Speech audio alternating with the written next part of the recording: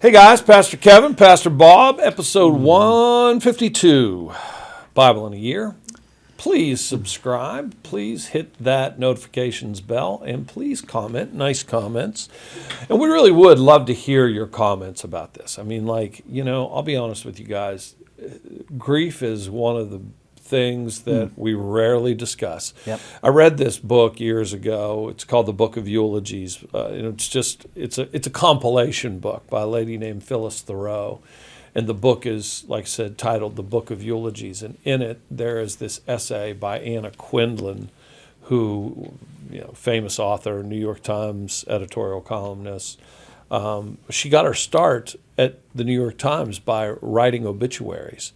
And she said, I wanted to really hone in on those obits because you begin to realize how little the facts suffice to describe what the people will mean to the grieving all the rest of their lives, And then she said, when those moments at the funeral, they're over so quickly, just so quickly.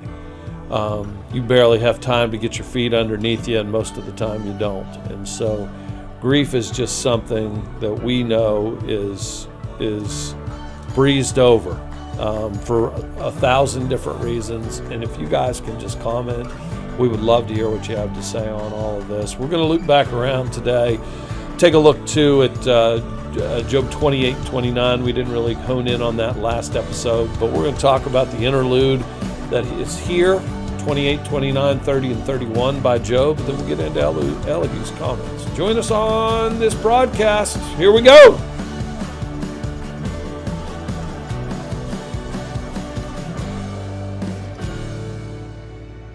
Okay, guys, episode 152, Book of Job. I just had a 2-minute intro, which was really long. Bob, you say you love this interlude, I do. 28, 29, 30, and 31. What do you love about this moment that Job steps out in front of the 4 friends, Elihu, who's about to come on the scene, God himself, and all of us, and just starts talking? What do you love about it? I just love the fact that it all centers around wisdom, and it's kind of a culmination of where everybody's coming from. So from chapter 1 to now, they have all given their wisdom, and we see where it comes from. And Job is kind of taking this time to say, let's talk about wisdom a minute.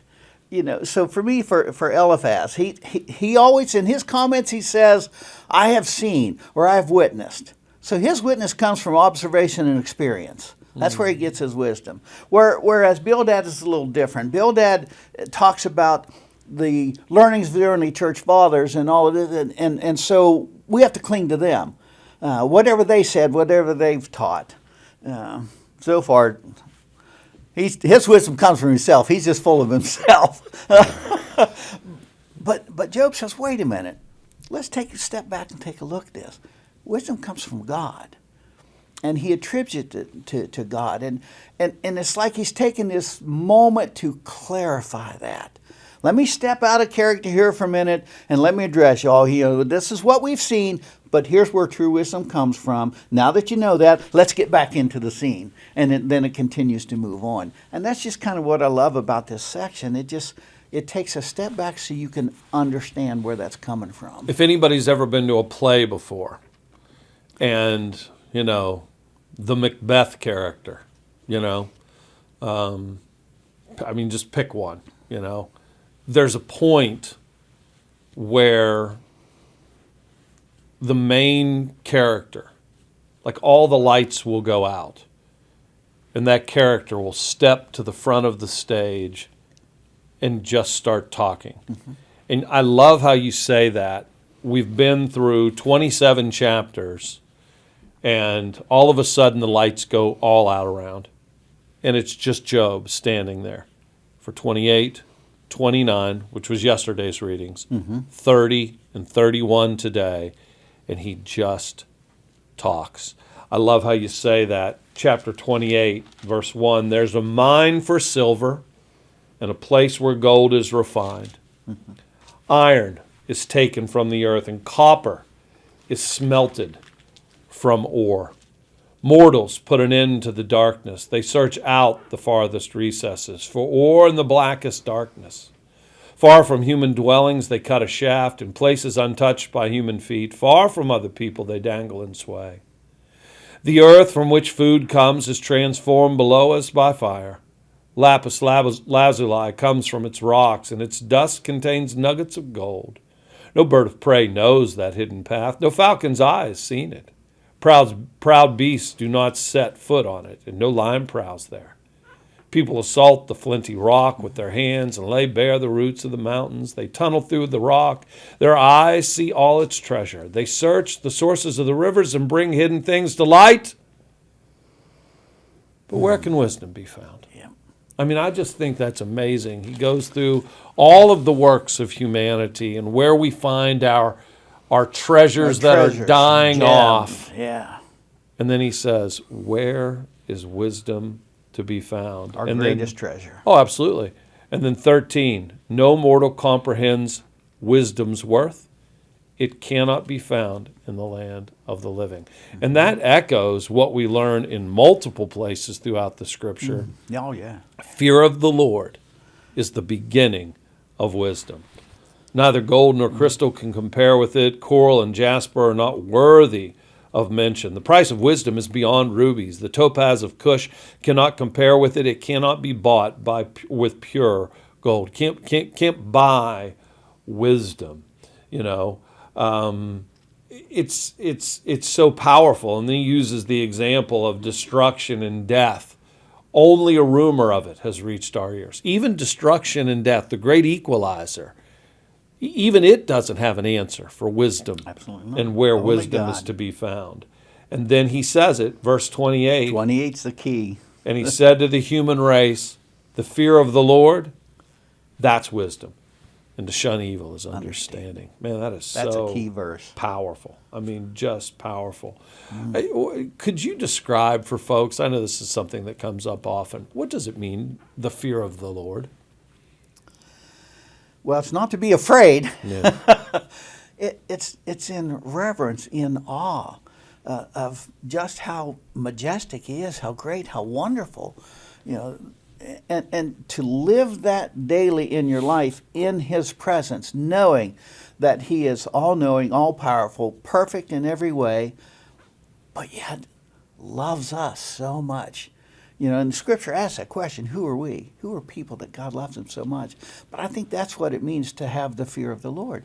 Just live in his majesty. I was listening to this talk by Dr. Jordan Peterson last week, and he was talking about the tension to be held between chaos and order. If chaos is the fear, not the fear of the Lord, but to be afraid of God and acknowledge that you are dying in the presence of his holiness, if that's chaos. And on this side is the familiarity and love and restorative nature of our God. I think fear of the Lord is the center point that holds the tension of, I am not worthy. I'm a maggot and a worm. I'm not worthy to stand in the presence of God. I mean, like John on the island of Patmos, when he sees the, revelatory glory of Jesus in his transfigured again. I mean, he sees a second transfiguration, this time on Patmos. And he falls as though he's dead. He's dying. Isaiah 6. He's dying. And yet, God reaches and restores. A coal comes from the altar for Isaiah.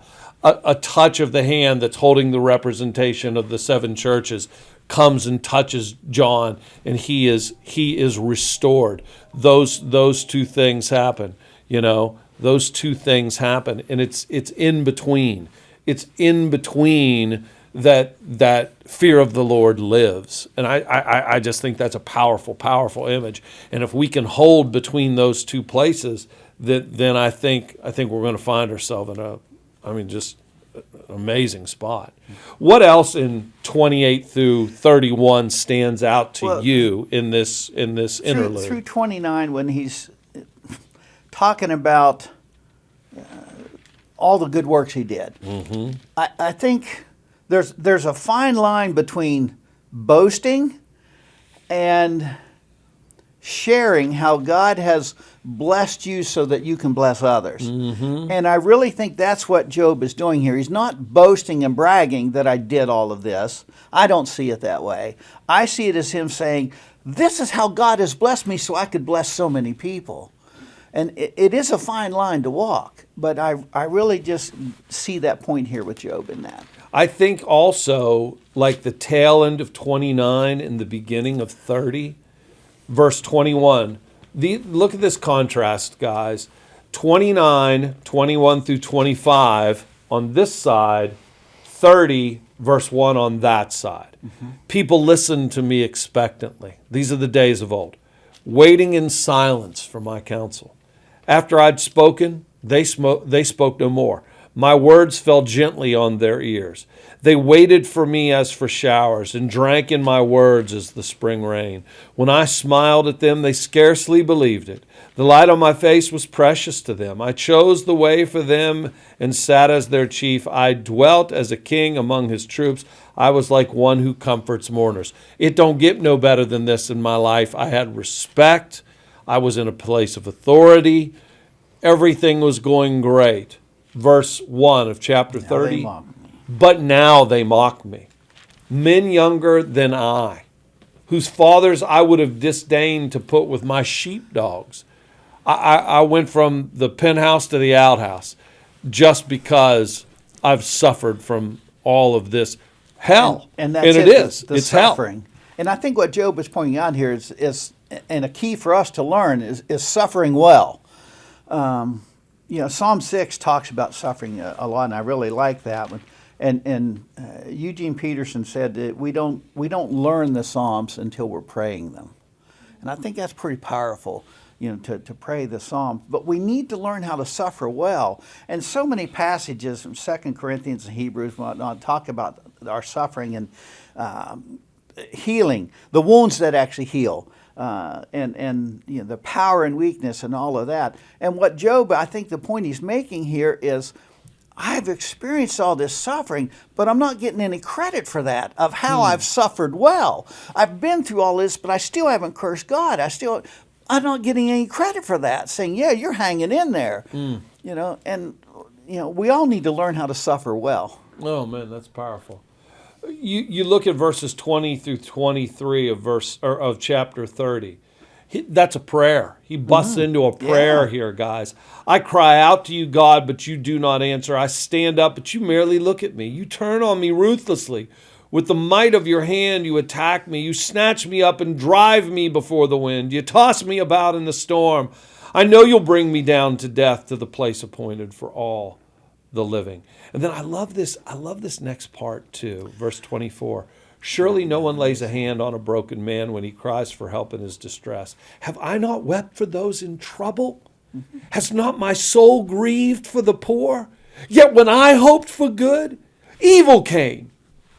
When I looked for light, then came darkness. I've done all this for all these people, and all I want is a little reciprocation, and it's not there. It's not coming. I mean, it's just such a powerful book, and it's so relatable because I think we've all felt there. Felt like Job feels there. He cries out to God, "Come on, God, come on!" And he says, "Bob, haven't I done for you? Haven't I cared for you? And now I'm here in this position and you don't help. What is going on?" It comes right back to that compassion and not criticism. Oh my gosh, it's just so big. Oh my gosh, it's so big. Oh, I mean, it's funny. I'm looking down at this and I'm going, "Oh my gosh, what do I say next? What do I say next? There's so much." I mean, I've got like the whole book highlighted. I do. I've taught this so many times, and it's just, 31, verses 13 to 15. If I've denied justice to any of my servants, whether male or female, That statement, even that is huge. I've never been unkind to a female servant. I've never, just think of that magnitude. Or even, I'll go back to that, okay? What will, if I've denied justice to any of my servants, whether male or female, when they had a grievance against me, what will I do when God confronts me? What will I answer when called to account? Did not he who made me in the womb make them? Did not the same one form us both within our mothers? I tried to act as God would have acted towards you as a righteous judge. And yet I'm finding myself now as the servant. And I feel like I've been dealt with in an unrighteous way. Why would God do this? I don't understand it. How about this? Verse 1 and 2 of chapter 31.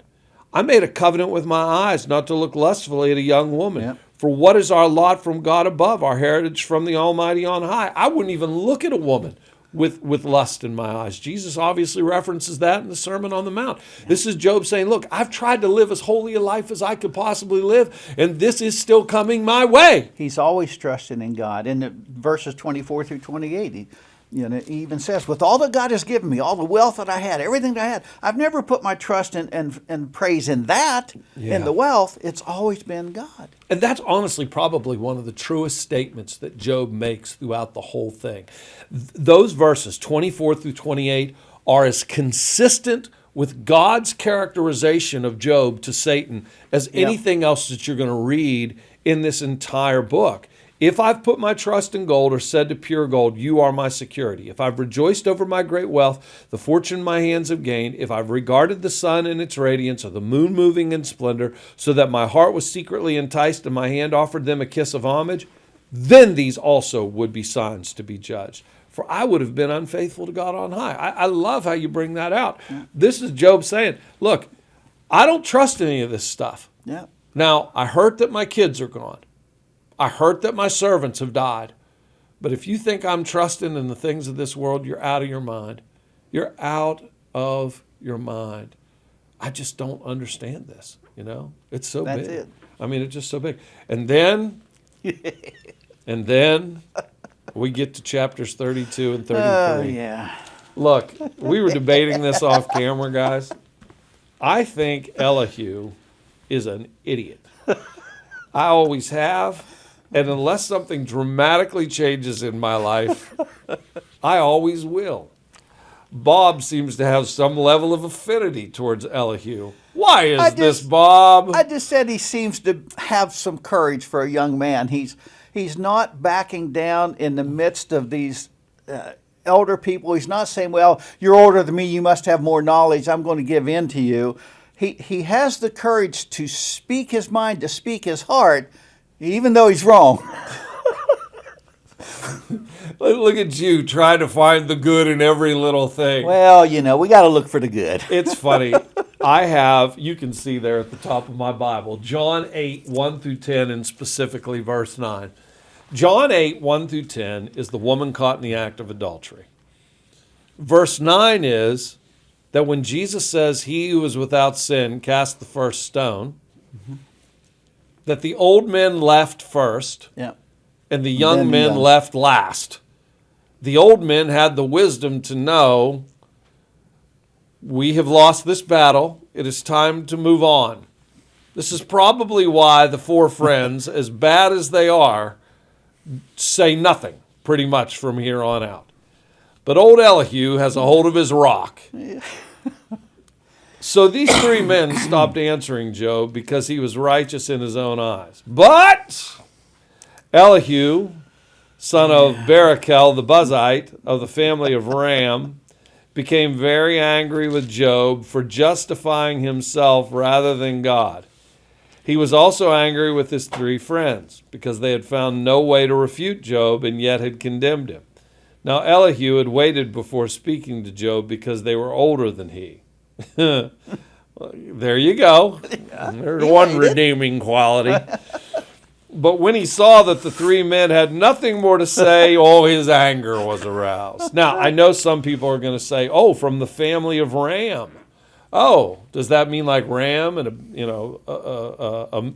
Minadab? Is that who you're talking? We don't know. Yeah. We don't know. So I'd said in a previous episode that this could have been before Abraham. It could be after Abraham. We don't know. There's not only one Kevin in the world, and there's certainly not only one Bob. Yeah, that's I'm for relatively sure there's not only one Ram in the scripture. So we don't know whether it's that Ram from that line, which places it in the timetable, or if it's an earlier one. But I digress. Elihu gives it a good try, doesn't he? He does. In 8 and 9 there is where I really stand out against him. He's always talking about understanding. I think our greatest test is to trust in God's goodness and not to have understanding. With everything that I've ever been through, all this loss and stuff, I've never asked God why. Yeah. And and he keeps talking about God's going to give you this understanding. No, we just have to trust God. That's the test. Do you trust me? Yeah. That's huge in the case of moral authority. That's powerful. In all that you've experienced, you've never asked God why. Yeah, never have. It's just so significant. As I look at 32 and 33, there's just this air of arrogance. Oh, yeah. Verse 11 and 12, I waited while you spoke. I listened to your reasoning while you were searching for words. I gave you my full attention. But not one of you has proved Job wrong. None of you has answered his arguments. And the spirit within me compels me. I'm like bottled up wine ready to burst. I must speak and find relief. Or maybe you should hit the relief valve and just shut the heck up. My niece would tell me, Uncle Kevin, you're cussing. Cussing? Yes, you said shut up. Well, I don't know if that's cussing, or Elihu just needs to be quiet. But now, Job, listen to my words. My words come from an upright heart. Do they now? My lips sincerely speak what I know. And what exactly do you know? A lot of wrong conclusions. The Spirit of God has made me. The breath of the Almighty gives me life. Well, let's not bring God into this, Elihu. And then the tail end of chapter 33. Pay attention, Job, and listen to me. You be silent, and I will speak. Really? If you have anything to say, answer me. Speak up, for I want to vindicate you. Oh, thanks a lot. But if not, then listen to me. Be silent, and I'll teach you wisdom. Yeah. Elihu, maybe you should just sit down. He does so much. He even said, basically in Job 1, you want to know the answers. Why? God's been answering you. You're just not listening. But their view of suffering is so skewed. Again, from the beginning. Satan said people only believe in God because of all he's given and the protection and all that. He was wrong. That's how it works here. The three friends of Job saying suffering is judgment for sin. Well, yes, it can be, but that's just a small part of it. Good people suffer.